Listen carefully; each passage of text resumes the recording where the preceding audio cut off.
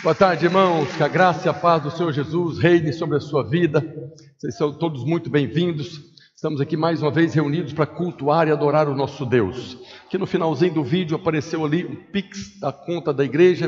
Os irmãos quiserem fazer transferência, dízimo, oferta, podem fazer o Pix, podem também passar cartão de crédito, cartão de débito. Todos aqueles que quiserem fazer oferta, dízimos, qualquer contribuição para a igreja, oferta para o pastor, também às vezes você quer abençoar o pastor também, seja livre. Aí é outro Pix, né? Se for para o pastor é outro Pix, só falar comigo no final. Nós recebemos e agradecemos em nome de Jesus. Diga glória a Deus, aleluia. Nós queremos também cumprimentar os irmãos que estão conectados conosco através da live do YouTube da Igreja Videira. Vocês também são muito bem-vindos. Vocês também podem contribuir conosco. Dízimos, ofertas, tudo. Você pode fazer uma transferência bancária. Hoje as coisas estão muito simples, mas que o Senhor possa abençoar cada um dos irmãos em nome de Jesus. Glória a Deus. Eu quero compartilhar hoje com os irmãos uma mensagem a respeito da justiça de Deus. Na verdade, essa mensagem é quase que uma sequência da mensagem da semana passada, que nós falamos dos mandamentos da graça. Nós falamos semana passada, existem os mandamentos da lei de Deus, mandamentos que Deus deu através de Moisés, mas Jesus veio e trouxe um novo mandamento. Na nova aliança foi estabelecido um novo mandamento. E é debaixo desse novo mandamento é que nós vivemos a nossa vida cristã, que é crer no Senhor Jesus, no Filho de Deus e amarmos uns aos outros. Os irmãos compartilharam essa semana na célula. Quem esteve na célula essa semana, levanta a mão aí. Compartilharam lá, foram abençoados? Aleluia, glória a Deus. Nós precisamos ruminar a palavra de Deus para que ela possa ser metabolizada em nós, para que nós sejamos transformados a cada dia na imagem do Senhor. Hoje eu quero falar da justiça de Deus. Eu compartilhei o esboço também com os irmãos. Se você recebeu, quiser acompanhar, nós vemos o apóstolo Paulo falando na carta aos Romanos, capítulo 14, verso 16, ele fala, capítulo 17, porque o reino de Deus não é comida nem bebida, mas justiça, paz e alegria no Espírito Santo.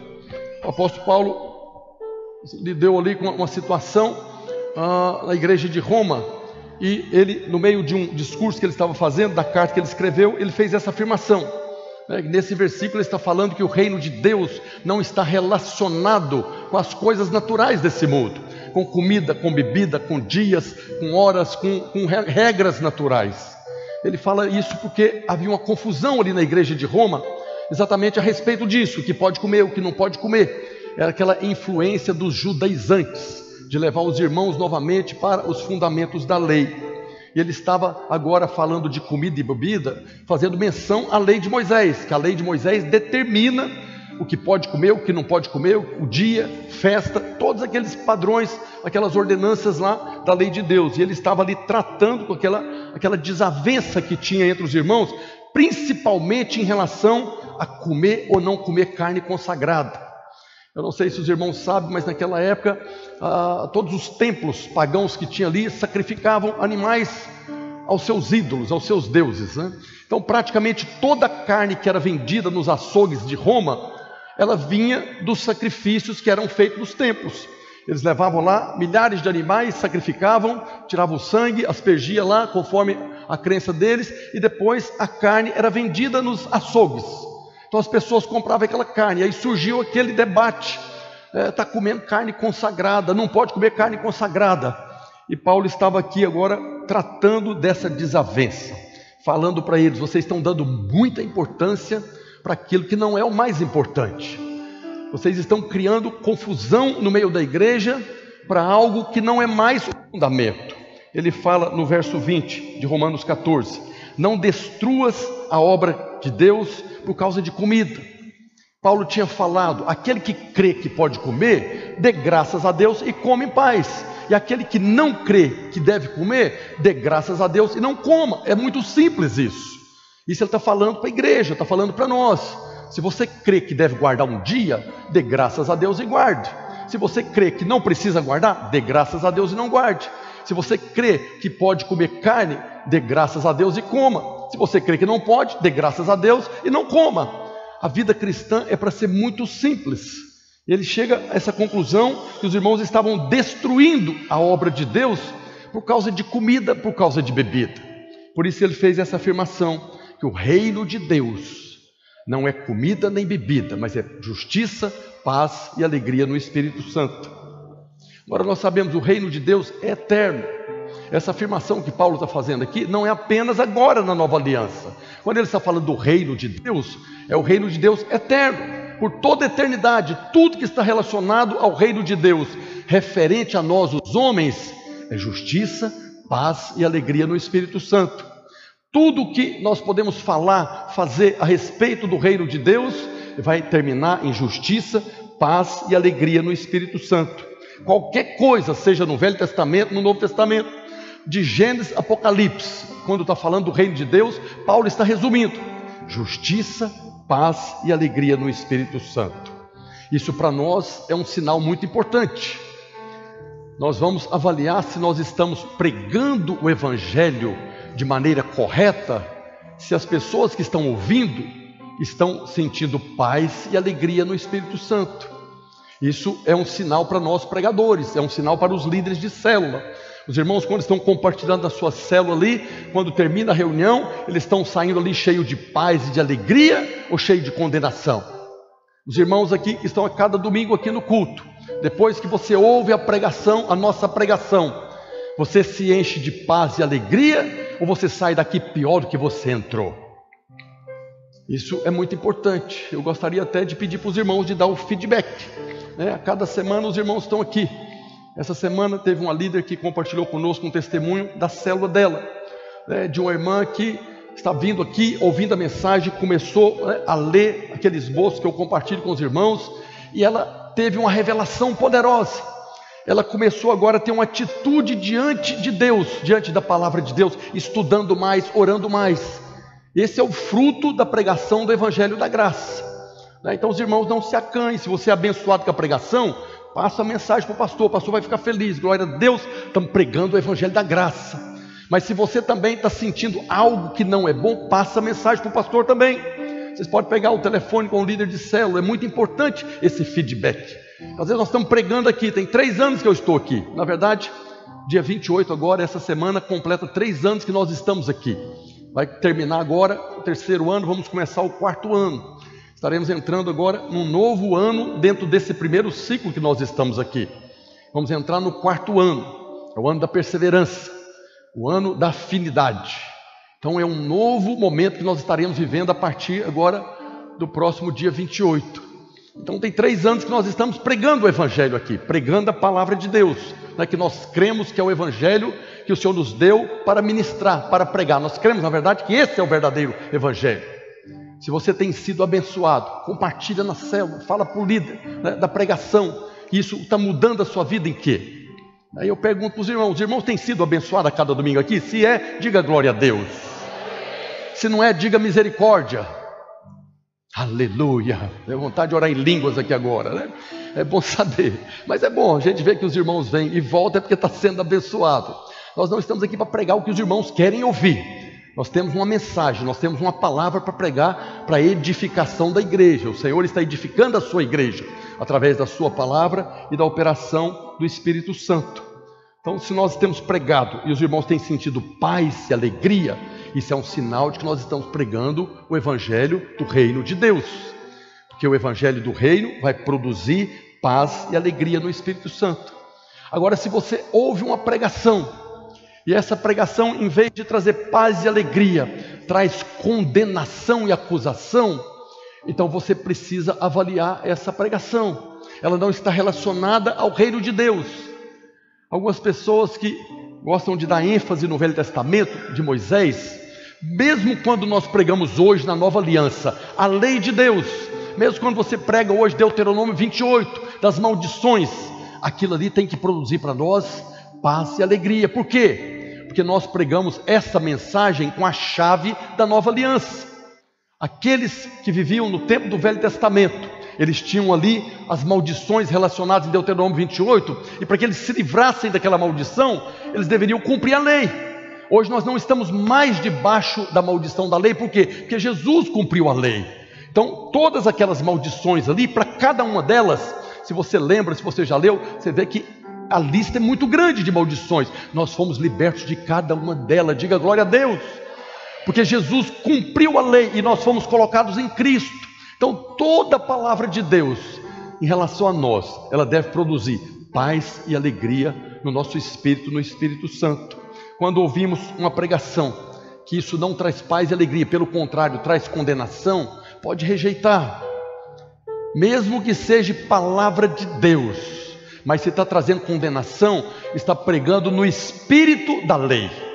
Nós não estamos mais debaixo da lei. A lei é boa, a lei nos conduziu a Cristo, porque nós não conseguimos cumprir a lei, nós clamamos por salvação, o Salvador nos foi dado, fomos salvos, e agora não estamos mais debaixo da condenação da lei, mas a lei foi boa porque ela nos trouxe para o Senhor, como nós falamos semana passada.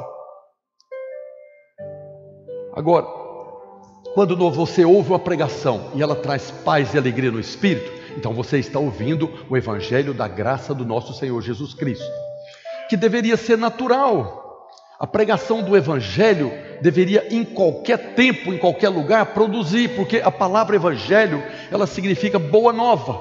Nós vemos lá no Evangelho de Lucas, quando os anjos apareceram lá para os pastores, Lucas capítulo 2, a partir do verso 10 diz: o anjo, porém, isso foi quando Jesus nasceu, o anjo, porém, lhes disse: não temais, não tenham medo, eis aqui vos trago boa nova. Fala boa nova. Boa nova de grande alegria, que o será para todo o povo. É que hoje vos nasceu na cidade de Davi o Salvador. Não nasceu o condenador, não nasceu o juiz, mas nasceu o Salvador, que é Cristo. Salvador, que é o Messias. Salvador é aquele que foi prometido em todo o Velho Testamento. Nasceu, aleluia. Então eu estou trazendo para vocês a boa nova. Ele é o Senhor. Os anjos estavam falando para os pastores ali, porque aqueles pastores tinham condição de saber quem era esse que estava nascendo. Os anjos não iam falar para alguém que nunca ouviu a palavra de Deus anunciando o Messias. Ele falou: hoje eu estou trazendo uma boa nova de grande alegria. Aquele que foi anunciado de Gênesis até agora o último profeta, Malaquias, Zacarias, nasceu na cidade de Davi. Então, uma boa notícia. Agora, interessante que essa palavra boa nova, se você orar no original, no grego, é evangelho. Evangelho é a boa nova de Deus, é a boa notícia que Ele nos trouxe. Então, todas as vezes que nós pregamos, anunciando o Salvador, o Cristo, o Senhor Jesus e a sua obra, inevitavelmente ela vai produzir paz e alegria no nosso espírito, paz e alegria no Espírito Santo. Imagina aquele anjo chegar ali para aqueles pastores: traga uma notícia para vocês, mas hoje nasceu o juiz que vai condenar os pecadores, hoje nasceu aquele que vai mandar vocês para o fogo do inferno, hoje nasceu aquele que, se vocês não se consertar, hoje vai tudo queimar no inferno. Era uma boa notícia? Sim ou não? Claro que não. Mas os anjos anunciaram: hoje eu venho anunciar a boa nova. Nasceu o Salvador, o Cristo, o Senhor. Então isso é motivo de grande alegria e trazer paz no nosso coração. Mas Paulo fala, né? Alguém pode perguntar: e a justiça? Paulo falou que o reino de Deus é justiça, pastor. Primeira coisa é justiça, né? E aqui é que eu quero falar para os irmãos, né? Todas as vezes nós pregamos, irmãos sabem, nós pregamos o Evangelho da graça do nosso Senhor Jesus Cristo, porque nós cremos que esse é o Evangelho. Mas todas as vezes que nós falamos do Evangelho da graça e damos a ênfase que Deus é amor, sempre aparece o irmão falando: Deus é amor, mas Deus é justiça. Já vem logo com a espada de fogo: Deus é justiça. Se você compartilha com outros irmãos aí da cidade e fala que Deus é amor, na hora eles estão prontos: Deus é justiça. Isso é verdade. Nós sabemos que Deus é justiça. Na verdade, amor e justiça são atributos do nosso Deus. Atributos é aquilo que Ele não pode negar. Deus não pode negar o seu amor, mas também não pode negar a sua justiça. Deus não apenas ama, Ele é amor. Deus não é apenas justo, Ele é a própria justiça. Deus não tem como viver, não tem como operar negando a sua justiça e o seu amor. Agora, para nós, uma coisa não anula a outra. Nós vemos na Bíblia, de Gênesis a Apocalipse, Deus trabalhando em amor e justiça. O tempo todo na palavra de Deus, você vê junto amor e justiça. Deus não separa o seu amor da sua justiça e nem separa a sua justiça do seu amor. Eu quero falar hoje para que de uma vez por todas isso fique no seu coração. Os irmãos sempre fazem essa afirmação que Deus é justiça, é como se nós estivéssemos pregando que Deus vai anular a sua justiça para manifestar a sua graça e o seu amor. Deus não precisa anular a sua justiça para manifestar o seu amor e nem anular o seu amor para manifestar a sua justiça. Deus é Deus, aleluia. Talvez para nós isso seria muito difícil, né? Nós acompanhamos casais, acompanhamos famílias e às vezes nós amamos, mas uma coisa que acontece produz em nós a ira e nós queremos a justiça. E os casais que se divorciam é porque eles não conseguem conciliar amor com justiça. Mas Deus é poderoso, inclusive, para fazer essa conciliação. Então eu queria mostrar lá no livro de Gênesis, a palavra de Deus nos apresentando o amor e a justiça. Lá em Gênesis 1:26 diz: também disse Deus, façamos o homem à nossa imagem, conforme a nossa semelhança. Foi o momento que Deus decidiu criar o homem. Depois, Gênesis 2:16, ele diz: e o Senhor Deus lhe deu esta ordem: de toda a árvore do jardim comerás livremente, mas da árvore do conhecimento do bem e do mal não comerás, porque no dia em que dela comeres, certamente morrerás. Deus manifestou o seu amor, expressou o seu amor quando criou um ser e deu a ele a sua imagem, deu a ele a semelhança. É muito amor Deus criar alguém e dar a imagem dele. Nós vemos o amor de Deus sendo revelado para nós na criação. Deus revelou o seu amor por nós na criação, porque Ele deu para nós a sua imagem, deu para nós a sua semelhança. E depois Ele nos deu um jardim, onde nós poderíamos desfrutar de tudo que estava ali naquele jardim. Isso tudo nos revela o amor de Deus, que colocou o homem num jardim para desfrutar de tudo. Mas nesse momento também Ele revelou a sua justiça, colocando uma condição, um único mandamento para que o homem tivesse o chamado livre-arbítrio, poder de escolha, para que o homem não ficasse no jardim como que fosse obrigado. Deus me colocou aqui, eu não quero ficar nesse jardim aqui, agora eu sou obrigado. Não, Deus deu para ele uma escolha. Você pode ficar aqui livremente, desfrutar de tudo que tem aqui. Só tem uma árvore que eu quero que você não mexe nela, porque ela é minha. Deus estava dando agora para o homem a sua justiça. Você pode ficar aqui o tempo que você quiser, ser fecundo, multiplicar, encher a terra, expandir esse jardim, cultivando e guardando. Mas não toque naquela árvore, porque aquela árvore é minha, porque no dia que você tocar, certamente você vai morrer. O homem tinha agora a condição, a opção de desfrutar do amor do jardim ou de negar esse amor. E nós sabemos que ele usou o livre-arbítrio e fez a escolha errada.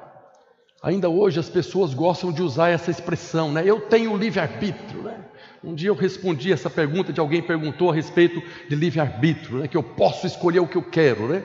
Só teve 2 homens aqui na terra que teve o verdadeiro livre-arbítrio, o direito de escolha. O primeiro foi Adão antes do pecado, e o segundo foi o Senhor Jesus.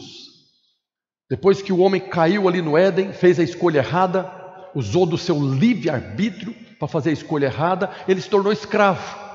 Agora ele não tinha mais o livre-arbítrio, ele perdeu o poder de escolha, ele era influenciado pelo diabo. E todos os homens descendentes de Adão, inclusive nós, nascemos escravos do diabo. Não temos o poder de escolha, não temos o livre-arbítrio para escolher aquilo que nós queremos. As pessoas pensam que têm. Hoje eu vou para o culto, hoje eu não vou para o culto. Não, eu não vou mexer com esse negócio de igreja mais não. Não, eu vou continuar na igreja. Você pensa que você tem essa liberdade de escolha, nós não temos mais. Quando Jesus veio, Ele nos libertou agora da escravidão do diabo. Mas nós nos tornamos servos de Deus. Não é porque Ele está nos escravizando agora, é porque a única maneira que nós temos de viver livre da escravidão do diabo é permanecermos nele. Porque se Deus, na verdade, não fez uma aliança conosco, Deus fez uma aliança com o homem, Cristo Jesus. A nova aliança, ela foi firmada entre o Pai e o Filho aqui na terra, que era um homem, 100% homem. E a maneira de Deus nos abençoar na nova aliança é nos colocando em Cristo. Então, se nós fomos colocados em Cristo, então agora nós desfrutamos da nova aliança.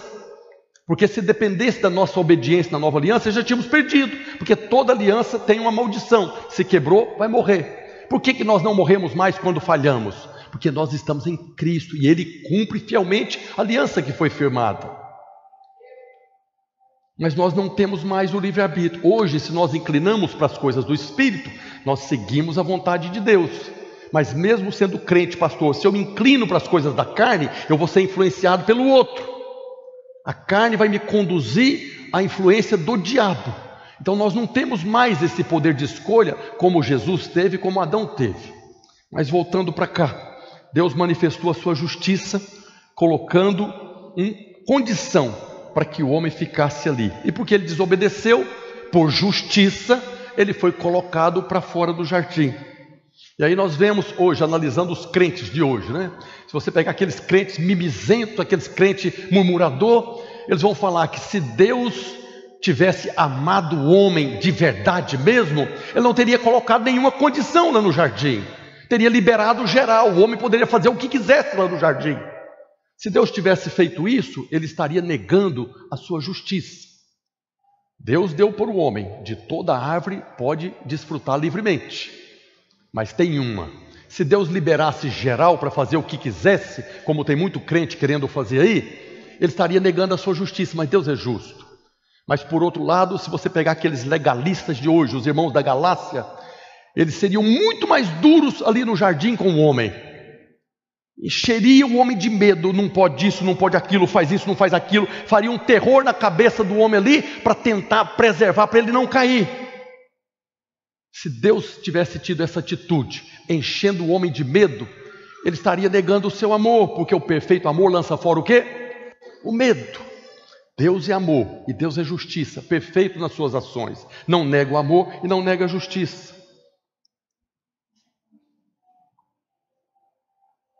Tem um outro texto na palavra de Deus que eu amo esse texto, né? O dia que eu li ela a primeira vez, que eu tive a revelação, ele mostra carinhosamente esses dois atributos de Deus, né? Em relação ao seu povo. Ele mostra o seu amor e a sua justiça em relação ao povo dele. Na verdade, ele se refere a Efraim. Depois que o reino de Israel foi dividido, tinha o reino de Judá no sul e o reino do norte, que era chamado de Efraim, Samaria ou o próprio Israel. Então esse texto está se referindo a esse povo que estava no reino do norte, que tinha feito muitas abominações, né? Desde que foi estabelecido ali com o rei Jeroboão, eles pegaram um caminho completamente diferente daquilo que era a vontade de Deus. Mas presta atenção no que Deus está falando a respeito deles. É o próprio Deus que está narrando aqui. Então Deus diz: bem ouvi que Efraim se queixava dizendo: castigaste-me e fui castigado como novilho ainda não domado. Converte-me e serei convertido, porque tu és o Senhor meu Deus. Na verdade, depois que me converti, arrependi-me, depois que fui instruído, bati no peito, fiquei envergonhado, confuso, porque levei o opróbrio da minha mocidade.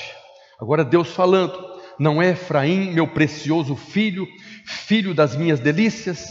Pois tantas vezes quantas falo contra ele, tantas ternamente me lembro dele. Comove-se por ele o meu coração, deveras me compadecerei dele, diz o Senhor. Esse texto Deus está falando do filho, do povo dele, que foi muito desobediente, rebelde. E agora, depois que ele tratou com o seu povo, o povo arrependeu, converteu, e agora ele está falando ternamente. Me lembro dele, comove-se o meu coração. Isso aqui é uma palavra preciosa para nós confessarmos. Você pode falar como se Deus estivesse falando: não é o William, meu precioso filho, tantas vezes quanto falo dele, ternamente comove o meu coração. Você pode colocar seu nome aqui, porque essa é a verdade de Deus, é a expressão do amor de Deus. Onde é que está a justiça aqui? A justiça, Deus corrigiu o seu filho. A justiça não é só mandar para o inferno, não. Todas as vezes que Deus nos corrige, eu quero ministrar semana que vem a respeito da disciplina de Deus, mas todas as vezes que nós somos disciplinados pelo nosso Pai, é uma expressão de justiça, de fazer a coisa certa, não faz a coisa errada. Eu estou aqui para te conduzir. Rodrigo falou aqui, Deus nos conduz por um caminho, e quando nós queremos desviar para a esquerda, para a direita, ou para a esquerda ou para a direita, o próprio Isaías fala: uma voz atrás de ti vai falar: volta para cá, esse é o seu caminho. Então nós vemos Deus trabalhando o tempo todo com a sua justiça e manifestando o seu amor. Deus é justo. O tempo todo Deus é justo. E quando nós olhamos para Deus como juiz, tanto Ele pode bater o martelo e declarar culpado, como Ele pode bater o martelo e declarar inocente, absolver o réu. Já eu chego aonde eu quero falar para os irmãos. Quando nós estamos falando de justiça, estamos falando de juiz, estamos falando de Deus é justiça, que Paulo falou aqui. Como Deus é justiça, Ele pode julgar você e falar, você está absolvido, você não está condenado. Ou Ele pode bater o martelo e falar, você está condenado conforme a situação que você está vivendo. A justiça é reta e Deus julga conforme a própria lei que Ele nos deu. O que acontece com esses irmãos que sempre estão nos lembrando que Deus é justiça, é porque todas as vezes que eles falam que Deus é justiça, eles estão se referindo à ira de Deus. Deus é amor, mas Deus é justiça, a ira dele está vindo sobre o pecado. Aonde tem pecado vai manifestar a ira. Então aqueles irmãos que estão o tempo todo com medo de Deus, com medo da ira de Deus, estou falando de irmãos, eu estou falando de crente. A maioria dos crentes do mundo morre de medo da ira de Deus. Se tem uma oração que eles nunca fazem, é Maranata, vem Senhor Jesus, porque se Ele vier e eu não estiver pronto, a ira de Deus vai vir sobre mim. É por isso que eles ficam o tempo todo lembrando uns aos outros, Deus é justiça, cuida da sua vida, te conserta com Ele, te conserta porque o anjo está aí para te pegar. Sempre se referindo à ira de Deus. Mas Paulo fala, nessa mesma carta aos Romanos, a respeito da ira de Deus. Está no capítulo 1, no verso 18, Paulo diz: a ira de Deus se revela do céu contra toda o quê? Impiedade e perversão dos homens que detêm a verdade pela injustiça. Ele faz a menção da impiedade. Essa impiedade é daqueles que têm a natureza de ímpio, aqueles que não nasceram de novo. A ira de Deus vai se manifestar. A ira de Deus é real, existe, e ela virá. Mas não virá sobre o seu povo, não virá sobre os seus filhos, não virá sobre aqueles que já recebeu uma nova natureza. A ira de Deus vai se manifestar sobre o mundo, vai manifestar sobre aqueles que não receberam a salvação porque não creram no Senhor Jesus. Para aqueles que creram, para aqueles que nasceram de novo, para aqueles que são filhos de Deus, Paulo fala outra coisa. Na carta aos Efésios, capítulo 2, a partir do verso 1, ele diz: Ele, Deus, vos deu vida, estando vós mortos nos vossos delitos e pecados, nos quais andastes outrora. Um dia nós fomos ímpios, um dia nós éramos ímpios e nós estávamos debaixo da ira de Deus. Mas Ele nos deu vida, estando nós mortos nos vossos delitos e pecados, nos quais andastes outrora, segundo o curso deste mundo, segundo o príncipe da potestade do ar, do espírito que agora atua nos filhos da desobediência, entre os quais também todos nós andamos outrora. Existem os filhos da obediência hoje. Um dia nós fomos filhos da desobediência, mas não somos mais, porque nós experimentamos agora essa vida que Ele nos deu. Ele continua dizendo: entre os quais também todos nós andamos outrora, segundo as inclinações da nossa carne, fazendo a vontade da carne, dos pensamentos, e éramos por natureza filhos da ira, como também os demais. Um dia nós fomos filhos da ira, nós éramos filhos da ira e estávamos sujeitos à ira de Deus.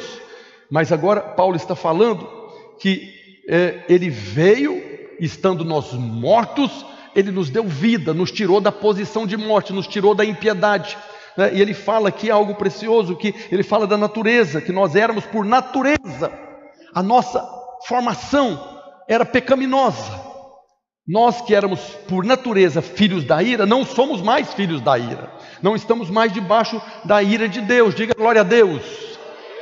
Nós não somos mais filhos da ira. Nós tínhamos essa natureza do homem caído, e por isso nós seguíamos o curso do mundo, sendo escravos do diabo. E na verdade nós estávamos debaixo da condenação da lei e das maldições, sujeitos às maldições da lei. Éramos filhos da obediência e estávamos perdidos, como quem está lá fora está perdido. Agora, porque Deus nos amou de tal maneira, Ele veio em Cristo, e estando nós mortos, nos deu vida e nos livrou da condenação da lei, nos livrou das maldições da lei, nos livrou da ira de Deus. E onde que aconteceu isso? Aonde que Deus operou essa transformação? Na cruz. A cruz é o centro do Evangelho. A cruz é o lugar onde Deus uniu o seu amor e a sua justiça. Foi lá na cruz que Deus nos transformou de filhos da ira para filhos da graça, de filhos da desobediência para filhos da obediência. A cruz é muito importante para nós. Eu sempre falo isso nas nossas reuniões. Nós nunca deveríamos esquecer da cruz. Não é fazer um amuleto de cruz, mas é meditar na obra da cruz, porque foi lá que nós fomos transformados. Foi lá que nós recebemos uma nova natureza. Não estamos mais debaixo da ira de Deus, porque não somos mais filhos da ira. Eu estou falando da justiça de Deus, que está sobre nós, mas não mais debaixo da ira. Sobre nós Deus bate o martelo e fala: absolvido. Não há mais condenação, não há mais culpa. Na cruz o Senhor uniu a sua justiça e o seu amor. Foi lá na cruz que Jesus bebeu o cálice da ira de Deus. A ira de Deus foi derramada, estava preparada para nós que éramos filhos da ira, mas Jesus se colocou no nosso lugar, é a substituição. Ele nos substituiu na cruz, e Ele bebeu o cálice da ira de Deus, e foi ali que Deus nos amou, e foi ali que a justiça foi satisfeita. Para Deus satisfazer a sua justiça sem negar o seu amor, é algo que nós deveríamos valorizar mais, a justiça de Deus. Eu estava meditando nessa palavra, e nós deveríamos dar muito mais ênfase na justiça. Porque para que o homem criasse o homem, para que Deus criasse o homem expressando o seu amor, colocando um jardim, foi instantâneo, foi um dia. Mas para que Deus pudesse trazer o homem de volta, foi milênios. Um plano de redenção foi criado. Deus anunciou lá no Gênesis, quando o homem caiu: vou mandar o descendente da mulher, ele vai vir para desfazer as obras do diabo. A obra do diabo no jardim foi levar o homem à queda. Eu vou mandar o descendente da mulher. Mas foram milênios, Deus não poderia operar salvação naquele lugar. Quando teve aquele problema entre Caim e Abel, o diabo pensou logo: esse aí, Abel, que é o preferido dele, vai vir pisar na minha cabeça. Deus não podia fazer isso lá ainda, porque Deus é justo. Deus teve que anunciar todo o plano de redenção. Deus teve que anunciar aonde nasceria esse descendente da mulher, de quem ele nasceria, como ele viveria, como ele morreria. Durante esses milênios do Velho Testamento, Deus estava preparando para executar a sua justiça. Deus não poderia ter matado Abel e o sangue de Abel nos salvar, porque Abel já era contaminado do pecado, não tinha nenhum.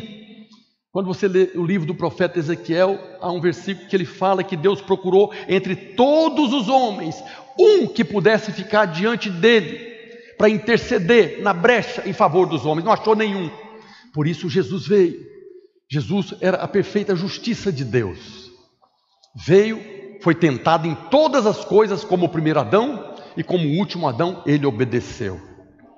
O fato de nós ter sido salvos, fomos salvos pela justiça. Nós sempre falamos porque Deus nos amou de tal maneira. Ele deu o seu Filho para que nós pudéssemos crer, mas foi a justiça de Deus. Quando nós fomos declarados justos, fomos declarados pelo juiz.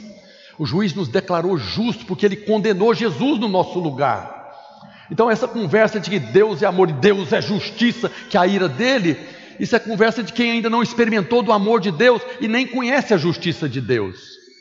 Nós estamos aqui hoje na liberdade do nosso Pai, porque com justiça Ele nos colocou nessa posição. Tudo aconteceu lá na cruz, e é por isso que Paulo fala na carta aos Efésios, no capítulo 2, a partir do verso 4.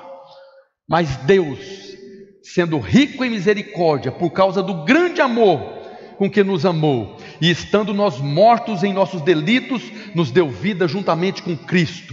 Pela graça sois salvos, e juntamente com Ele nos ressuscitou e nos fez assentar nos lugares celestiais em Cristo, para mostrar nos séculos vindouros a suprema riqueza da sua graça. É impressionante como que Paulo valoriza a graça de Deus, né? Muitos irmãos desprezam a graça de Deus, diz que nós pregamos um evangelho barato. Esse evangelho aí, qualquer um fica na igreja, mas Paulo está falando da suprema riqueza da graça. Na mesma carta aos Efésios, fala para louvor da glória da sua graça. Houve glória nessa graça, há glória nessa graça. Isso aqui não tem nada de barato, isso aqui custou, foi muito caro. Muito caro. Durante milênios Deus preparou essa justificação, essa justiça para nos dar essa condição de ter nos ressuscitado, nos fazer assentar nos lugares celestiais em Cristo, para mostrar nos séculos vindouros a suprema riqueza da sua graça em bondade para conosco em Cristo Jesus. Porque pela graça sois salvos mediante a fé. Isso não vem de vós, é dom de Deus, não de obra, para que ninguém se glorie. Eu volto para Paulo. O reino de Deus é justiça, paz e alegria no Espírito Santo. Que justiça que Paulo está falando aqui? De que justiça que ele está mencionando aqui? É da nossa obediência, são as obras da nossa obediência. Depende de eu fazer alguma coisa para que eu possa receber essa justiça que Paulo está falando do reino? É claro que não. Aqui está falando que é pela graça sois salvos, não é pela nossa obediência. Não tem nada a ver com a nossa obediência. Foi pela justiça de Cristo. Nós vemos Paulo falando na carta aos Romanos, capítulo 5, verso 19. Porque como pela desobediência de um só homem, muitos se tornaram pecadores e condenados, assim também, por meio da obediência de um só, muitos se tornarão justos. Aleluia! Todos nós nascemos condenados por causa da desobediência de um, e Deus é justo. Se por causa da desobediência de um, todo mundo foi condenado, Deus fazendo justiça, se apenas um obedecer, agora eu posso justificar todos aqueles pela graça mediante a fé. Precisamos crer para receber essa justificação. Mas nós vemos Paulo falando na carta aos Filipenses, no Novo Testamento, duas justiças. Há duas justiças, dois tipos de justiça que a Bíblia nos mostra no Novo Testamento. Em Filipenses 3, verso 9, ele diz: e ser achado nele, não tendo justiça própria que procede de lei, senão a que é mediante a fé em Cristo, a justiça que procede de Deus, baseada na fé. A justiça que depende da nossa obediência aos mandamentos da lei, essa não depende de fé. Se eu creio que eu posso obedecer aos mandamentos, eu vou ser justificado pela lei. Mas nós sabemos que ninguém, o próprio Paulo fala, ninguém foi justificado pela lei. Mas existe a justiça da lei. Cumprir os mandamentos, você está justificado. Mas ele fala que a justiça do reino de Deus, essa justiça, esse reino de Deus que é justiça, paz e alegria, ele está falando da justiça que é baseada na fé. A justiça que Paulo fala, o reino de Deus é justiça, paz e alegria no Espírito Santo, é a justiça da fé. É quando nós cremos que nós somos justificados. Nós vemos Jesus falando disso também. No Evangelho de Mateus é muito conhecido, Jesus falando, Mateus 6,33, buscai, pois, em primeiro lugar o seu reino e a sua justiça. Que justiça que Jesus está falando aqui que nós devemos buscar? A justiça que é baseada na fé. É a justiça que ele obedeceu. Não é a justiça baseada na nossa obediência, nas nossas obras de obediência. Quando Jesus está falando buscar em primeiro lugar o seu reino e a sua justiça, ele está se referindo à mesma justiça que Paulo fala. Na verdade, Paulo está falando da mesma justiça que Jesus fala. É a justiça baseada na fé e não na justiça que conquistamos pelo nosso esforço, pela nossa obediência. No Velho Testamento, as pessoas precisavam obedecer para se tornarem justas. Mas no Novo Testamento, na Nova Aliança, nós somos justos porque nós cremos. É porque nós cremos no Senhor Jesus. E porque nós cremos na obra da cruz, na consumação da obra da cruz, nós somos declarados justos pelo próprio Deus, em justiça. Porque é pela graça mediante a fé. No Velho Testamento, para que as pessoas se tornassem santas, fossem santificadas, tinham que obedecer também. Mas agora, no Novo Testamento, na dispensação da graça, nós fomos santificados pelo próprio Senhor, por essa obra da cruz. Nós somos santificados pelo próprio Cristo. É o Jeová Makadesh, essa é a obra do Jeová Makadesh. Por que nós somos santos? Por que nós somos separados? Porque nós fomos colocados naquele que é santo. Jesus, ele é a expressão de todos os nomes redentivos do Velho Testamento. Jireh, Rafá, Shalom e também o Makadesh, que é o Senhor que nos santifica. Não precisamos obedecer os mandamentos da lei para sermos declarados nem justos e nem santos. Nós somos apenas porque cremos, porque é a justiça baseada na fé. Diga amém. Amém. Glória a Deus. Nós não estamos mais debaixo da condenação da lei, porque nós fomos feitos justos diante de Deus. O próprio Paulo fala na carta aos Coríntios, segunda carta aos Coríntios, capítulo 5, verso 21. Aquele que não conheceu o pecado, está falando de Jesus. Aquele que não conheceu o pecado, ele o fez pecado por nós, para que nele fôssemos feitos justiça de Deus. Aleluia. Jesus não conheceu o pecado, mas o Pai fez ele pecado no nosso lugar, para que nele fôssemos feitos justiça. É a substituição. Jesus se fez pecador no nosso lugar e nos concedeu a sua justiça. Essa é a verdade que nós temos que confessar. Nós não estamos mais sujeitos à ira de Deus. Nós devemos confessar todos os dias: nós somos justos, eu fui feito justiça de Deus em Cristo. Eu fui justificado pela obra da cruz, mas eu fui justificado em justiça. Eu não posso usar agora a expressão que Deus é justiça para negar a obra da cruz. E quando eu chego para o irmão e falo Deus é justiça, apontando o dedo para ele, para falar que a ira de Deus vem, eu estou negando a obra da cruz, eu estou negando o sacrifício do Calvário. As pessoas não têm noção. Por isso nós temos que meditar na obra da cruz, nós temos que olhar para a cruz e saber que aquilo ali foi um projeto de Deus que demorou milênios para concretizar, para que Jesus chegasse naquele momento ali e falasse: está consumado. Ele estava falando de todo o Velho Testamento que foi anunciado. O Evangelho de João é um momento que fala que depois que Jesus viu que tudo que estava escrito sobre ele já havia acontecido, ele teve sede. Durante todo o Velho Testamento, Deus anunciou detalhe por detalhe da justiça que iria ser realizada. Quando eu falo que tem irmãos que estão debaixo da ira de Deus, eu estou agora negando a obra da cruz. Eu estou negando o sacrifício do Calvário. Nós precisamos crer da maneira correta, para vivermos da maneira correta. Se eu creio da maneira certa, eu não vou viver debaixo de condenação. Ainda que eu falho, ainda que eu caia, se eu creio da maneira correta, que a obra está consumada, eu não estou mais debaixo de condenação. Paulo fala: agora, pois, já nenhuma condenação há para aqueles que estão em Cristo Jesus. Por quê? Porque ele obedeceu. Por causa do sacrifício do Calvário, a justiça foi imputada a mim. Assim como falamos na semana passada, Abraão creu e isso lhe foi imputado para a justiça. Os pecados, os atos pecaminosos de Abraão não mudou a sua condição de justo diante de Deus, porque ele creu. Nós precisamos crer da maneira correta. E se nós cremos da maneira correta, nós vamos viver da maneira correta, livre de toda condenação, livre de toda acusação. Semana passada nós falamos dos mandamentos da nova aliança, né? E nós vemos João falando, né? 1 João capítulo 3, verso 23. Ora, o seu mandamento é este: que creiamos em o nome do seu Filho Jesus Cristo e nos amemos uns aos outros. No Velho Testamento, primeiro você faz, depois você é abençoado. Na nova aliança, primeiro você crê, depois você vive. Na nova aliança, na dispensação da graça, primeiro eu creio na verdade do Evangelho da graça, na boa nova, nessa notícia maravilhosa que foi anunciada: o Salvador, o Messias, o Cristo, o Senhor. E agora eu vou viver a minha vida em paz. A nossa conduta é sempre resultado da nossa crença. Se está vivendo errado, debaixo de condenação, debaixo de maldição, é porque está crendo errado. Está crendo que os seus atos pecaminosos podem levar você de volta para o Velho Testamento, para a justiça da lei. O comportamento nosso é muito importante. Eu não estou falando que ninguém deve viver do jeito que quiser ir. Liberação geral, quer dizer que liberou geral, né?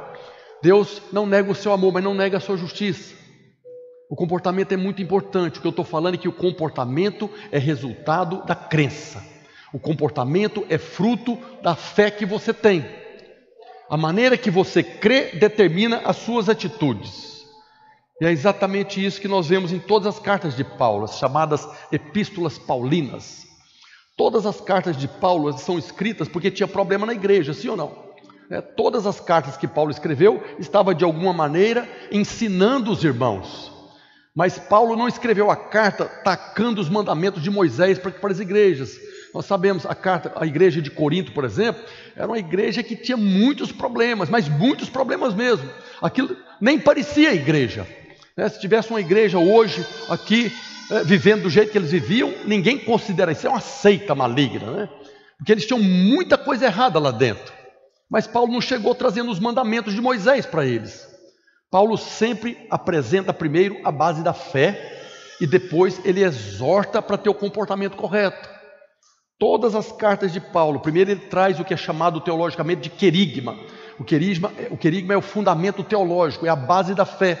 Então Paulo chega para aqueles irmãos totalmente bagunçados, vivendo uma vida devassa, em confusão de todo tipo, e fala para eles primeiro o que vocês são em Cristo, o que vocês têm em Cristo, o que vocês podem em Cristo. Primeiro Paulo corrige a base da fé e depois exorta os irmãos a viverem da maneira correta. Primeiro Paulo mostra para eles a nova natureza. Vocês não são mais isso aí. Vocês estão vivendo, não estão de conformidade com a sua nova natureza. Vocês precisam saber quem vocês são em Cristo. E a partir do momento que vocês sabem quem vocês são, da nova natureza, agora vocês podem viver da maneira correta. A fé errada produz uma atitude errada. Olha o que Paulo fala na carta aos Coríntios. Ele começa falando a introdução da carta. Lembra que a igreja de Corinto tinha divisão de todo tipo, tinha confusão de todo tipo, tinha essas brigas com relação a comer, não comer. E aí Paulo chega falando para eles, né? A carta diz, Paulo se apresentando: Paulo, chamado pela vontade de Deus para ser apóstolo de Jesus Cristo, e o irmão Sóstenes, a igreja de Deus que está em Corinto. Aquilo parecia uma igreja do diabo, mas Paulo já chega falando, é a igreja de Deus, aos santificados em Cristo, chamados para ser santos. Irmãos, lembra que tinha um enteado que dormia com a madrasta, tinha um cidadão lá que estava dormindo com a madrasta, e Paulo está falando aos santificados em Cristo Jesus, chamados para ser santos, com todos os que em todo lugar invocam o nome de nosso Senhor Jesus Cristo, Senhor deles e nosso. Graça a vós outros e paz da parte de Deus nosso Pai e do Senhor Jesus Cristo. Agora ele começa falando: sempre dou graças a meu Deus a vosso respeito. Se você chega numa casa que está aquela bagunça, marido batendo na mulher, espancando o filho, aquela confusão lá, você chega, dou graças a Deus por vocês que estão aqui. Paulo não está dando graças a Deus por causa da confusão, não. Está dando graças a Deus por aquilo que eles são, pela natureza nova que eles receberam. Dou graças a Deus, a meu Deus, a vosso respeito, a propósito da sua graça que vos foi dada em Cristo Jesus, porque em tudo fostes enriquecidos nele, em toda palavra, em todo conhecimento, assim como o testemunho de Cristo tem sido confirmado em vós, de maneira que não vos falte nenhum dom. Leia a carta de Corinto, vê se a atitude dele estava confirmando o testemunho de Jesus, o manso e humilde de coração, aquele que chora, aquele que tem fome e sede de justiça com misericórdia. Dá uma lida na carta aos Coríntios, na primeira, para você ver se a atitude dos irmãos condizem com o testemunho de Cristo. Mas Paulo chegou falando: o testemunho de Cristo é confirmado em vocês, é isso que vocês são. Vocês não são essa bagunça que vocês estão vivendo, o testemunho está aí, né? E ele continua falando: de modo que não vos falte nenhum dom, aguardando vós a revelação de nosso Senhor Jesus Cristo, o qual também vos confirmará até o fim, para serdes irrepreensíveis no dia de nosso Senhor Jesus Cristo. O Senhor está edificando a igreja. Paulo está falando que vocês são, isso aqui é o que vocês vão chegar a ser. O Senhor Jesus está edificando a igreja e vocês vão chegar nesse padrão irrepreensível. Fiel é Deus, pelo qual fostes chamados à comunhão de seu Filho Jesus Cristo, nosso Senhor. Depois que Paulo lançou o fundamento da fé, a base da fé, depois que Paulo fez a introdução falando para eles quem vocês são, vocês já receberam tudo de Deus, vocês têm o testemunho de Cristo, vocês foram enriquecidos, vocês foram santificados, chamados para ser santos. Depois que Paulo mostrou para ele quem eles eram, aí Paulo fala: rogo-vos, irmãos, pelo nome de nosso Senhor Jesus Cristo, que faleis todos a mesma coisa e que não haja entre vós divisões. Primeiro Paulo precisava corrigir a fé, corrigir a crença. Eu sou de Paulo, eu sou de Apolo, eu sou de Pedro, eu sou de Cristo, né? Isso é divisão. Primeiro Paulo fala para eles que vocês são um só em Cristo, há um só corpo. E aí depois ele chega e fala: vocês devem agora viver da maneira com que vocês são, vocês devem agora olhar para a nova natureza, e vocês devem viver agora uns com os outros conforme essa nova natureza. Vocês não estão mais vivendo como toda impiedade e perversão, vocês não são mais isso.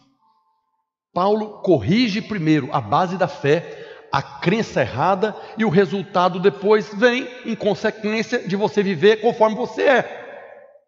Você é homem, vive como homem. Você é mulher, vive como mulher. Se tem um homem achando que é mulher, ele está vivendo como mulher. Precisa falar para ele, você é homem. E no momento que ele passa a crer que ele é homem, ele passa a viver como homem. Todas as cartas de Paulo, ele usa esse princípio. Primeiro, o querigma, a base da fé, o fundamento teológico da nossa fé. E depois que eu compreendo a base da minha fé, que eu corrijo a minha crença, as minhas atitudes, naturalmente, passam a ser de conformidade com aquilo que eu sou, conforme a minha nova natureza. O problema da igreja de Corinto e todos aqueles que vivem de maneira errada é porque estão crendo errado.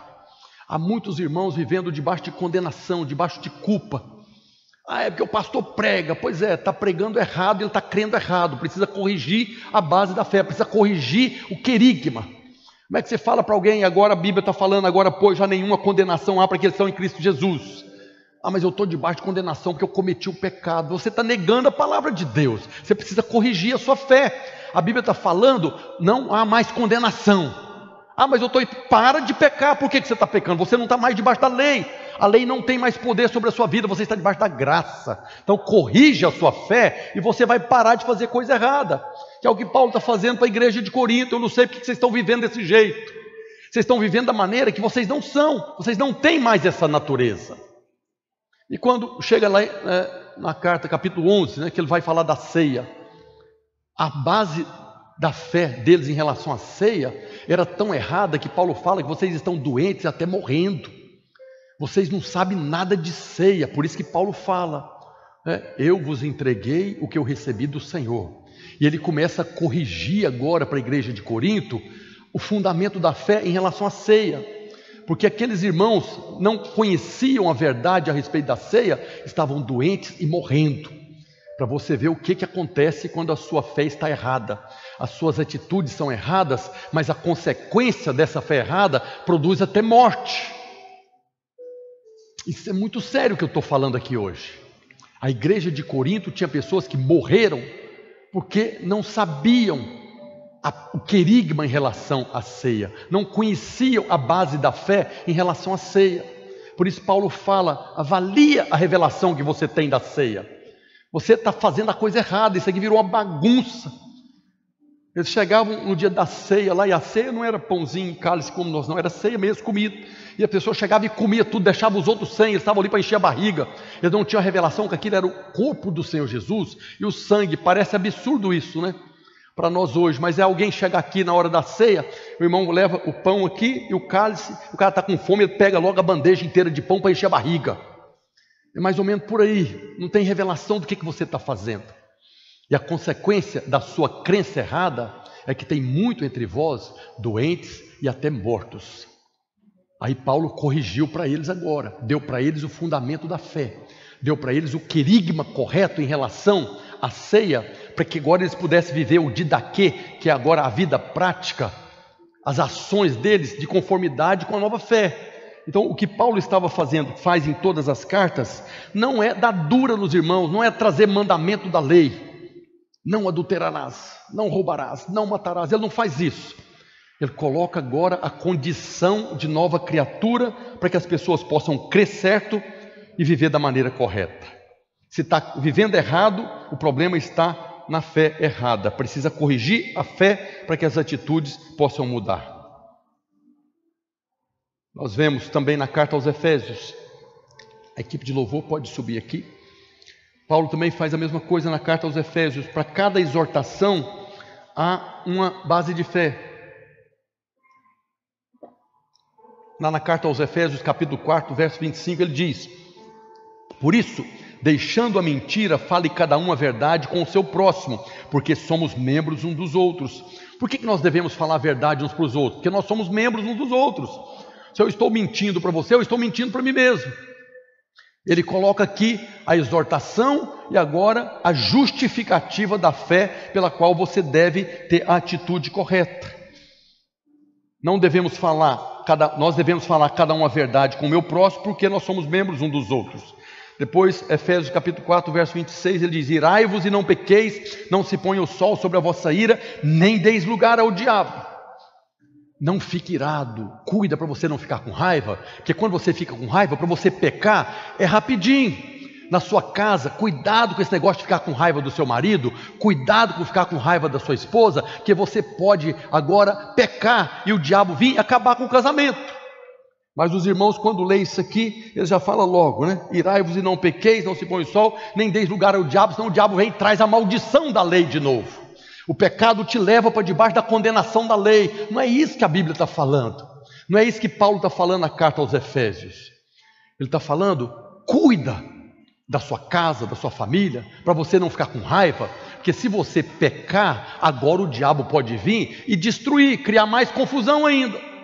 Então segura, não fica com raiva, acalma, depois você conversa.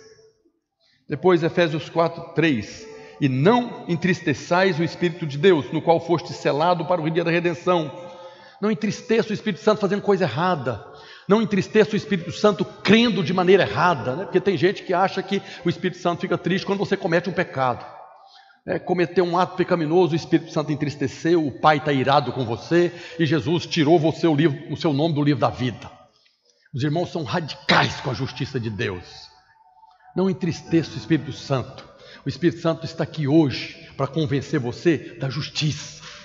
Já falei isso aqui. Um dia você era ímpio, estava no mundo, era filho da desobediência, filho da ira. O Espírito Santo foi lá e te convenceu do pecado, te convenceu da sua natureza pecaminosa, te convenceu que os seus atos pecaminosos eram consequência da sua natureza. Naquele dia o Espírito Santo te convenceu, você viu que estava perdido, clamou pelo Salvador, Jesus chegou e salvou você.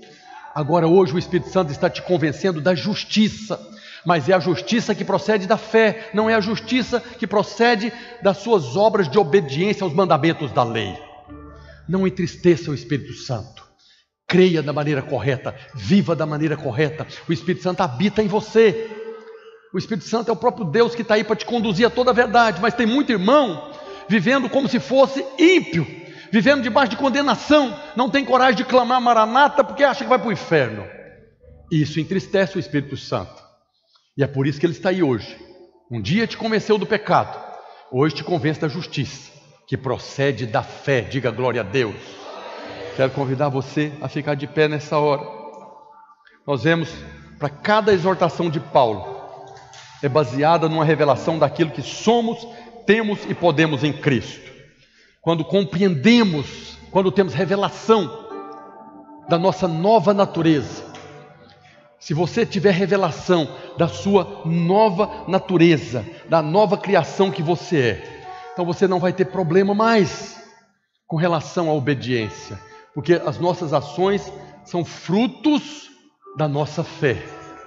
E Paulo chega e termina falando, porque o reino de Deus não é comida nem bebida, mas justiça, paz e alegria no Espírito Santo. Quando eu conheço que justiça que ele está falando, que eu fui justificado pela graça mediante a fé, a consequência dessa justiça é paz e alegria no Espírito Santo. Mas se eu interpreto essa justiça como a justiça da minha obediência aos mandamentos da lei, não tem paz e nem alegria. A justiça que procede da fé vai produzir no meu coração paz e alegria. Isso tudo está relacionado à obra da cruz. Foi lá na cruz que a justiça de Deus foi satisfeita, quando a ira de Deus veio sobre Jesus. Toda vez que eu medito na obra da cruz, eu me emociono, porque o que Jesus sofreu não foi a chicotada, não foi os pregos, não foi esse o sofrimento que o Senhor teve. O sofrimento que o Senhor teve foi a separação do Pai. Por toda a eternidade, o Pai, o Filho e o Espírito Santo foram um. Mas houve um momento lá na cruz que o Pai virou as costas para o Filho. Quando Jesus clamou no Getsêmani, se possível passa de mim esse cálice, não está falando de chicotada de prego, está falando da perda da comunhão. Porque a condenação do pecado do ímpio é a separação eterna do Pai. E Jesus se fez maldição no nosso lugar. A ira de Deus veio sobre ele e ele sofreu todas as maldições. Dá uma sugestão para você quando chegar na sua casa. Pega Deuteronômio 28, a parte das maldições, e começa a ler ali uma por uma. olhando Jesus sofrendo cada uma daquelas maldições. Cada uma daquelas maldições, maldito ao entrar, maldito ao sair, maldito não sei o quê, maldito, maldito, maldito. Cada uma daquelas maldições Jesus sofreu uma por uma. É 2 páginas de Bíblia de maldição.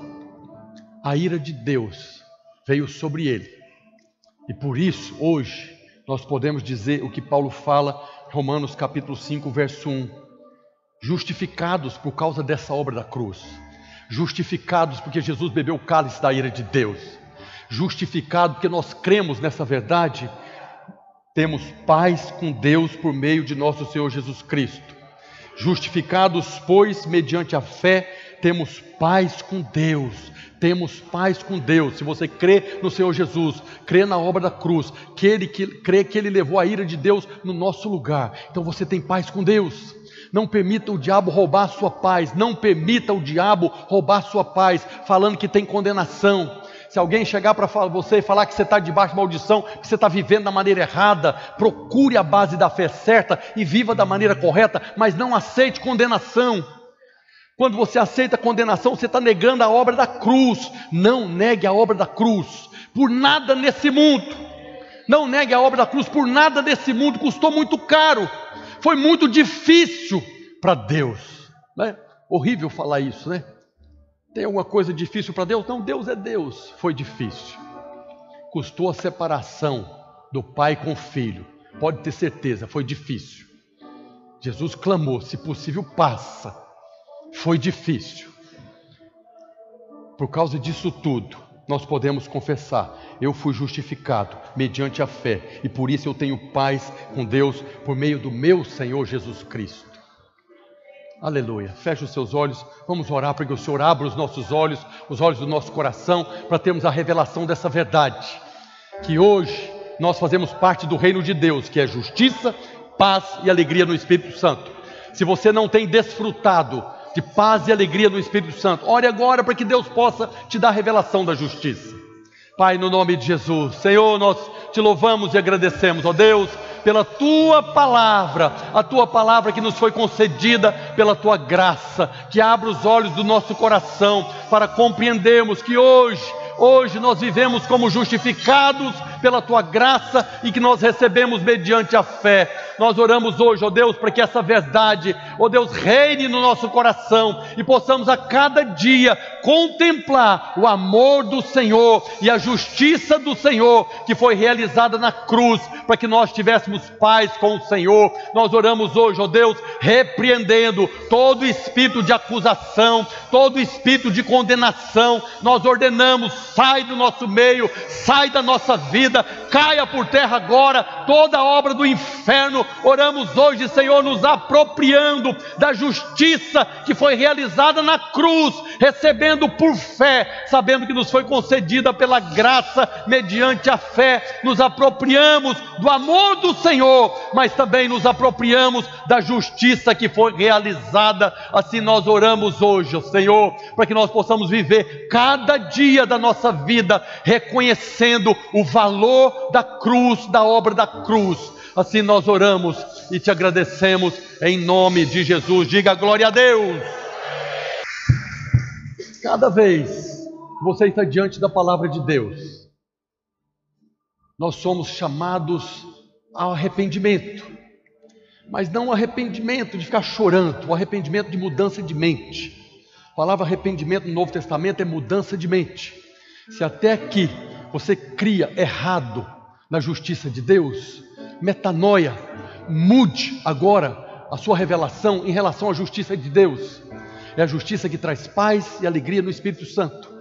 Se essa palavra abençoou você, trouxe luz, então viva a partir de agora conforme essa verdade do Evangelho da graça do nosso Senhor Jesus Cristo, amém? Viva conforme a sua nova natureza. Levante a sua mão, quero abençoar os irmãos. Pai, no nome de Jesus, eu oro nessa hora, ó Deus, dando graças ao Senhor por cada um dos irmãos que aqui estão, ó Deus, e foram expostos à Tua palavra. Que o Senhor, ó Deus, conceda a cada um deles espírito de sabedoria, de revelação, do pleno conhecimento dessa verdade, para que eles possam viver cada dia das suas vidas de conformidade com a nova criação que eles são, conforme a nova natureza. Que o Senhor os abençoe, que o Senhor os guarde. Eu oro hoje, Senhor, liberando sobre cada um deles a graça do Senhor Jesus, abundante graça, o amor do Pai e a comunhão do Espírito Santo, em nome de Jesus. Amém e amém. Cumprimenta os irmãos que estão contigo aí, saúda ele e tenha uma semana abençoada em nome de Jesus. Com grande amor, mais alto que o céu, perfeito amor, mais fundo que o mar. O teu amor, mais forte que a